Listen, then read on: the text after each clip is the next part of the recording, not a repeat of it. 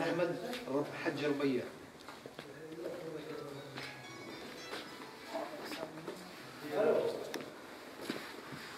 تعال أبو تعال.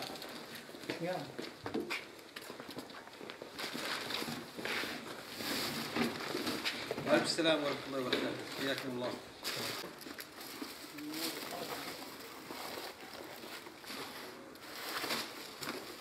Buna getiriyor.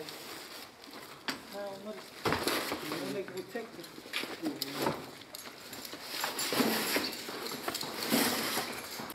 Yani şu anda bu ailemize yaptığımız yardımlar işte zaten ekranda inşallah göreceksiniz. Battaniyedir, döşektir, gıdadır, yatak diyelim. Yani çünkü elimizden ancak bu kadar geliyor. Yani yanına da temizlik malzemesi de vermiştik.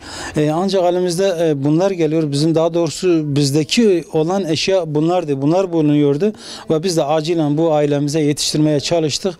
Yani İnşallah dediğim şekilde hayırsever kardeşlerimiz de devreye girerse, onlar da elinden geldiğince elini uzatmaya çalışırsa, yani bu sadece belki gördünüz, inşallah ekranda görecekseniz 4 odaya sadece bir halı verdik. Bir halı vardı. Önümüzde biliyorsunuz artık havalar soğumaya başladı. Kış gelmeye başladı.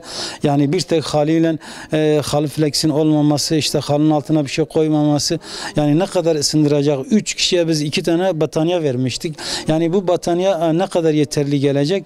Bu konuda yine tekrar ediyorum, elimizden geldiğince biz yurt içi olsun, yurt dışı olsun, il dışı olsun, il içi olsun, bütün kardeşlerimize sesleniyoruz. Yani bu konuda yardımcı olursa Allah onlardan razı olsun. Teşekkür ederim.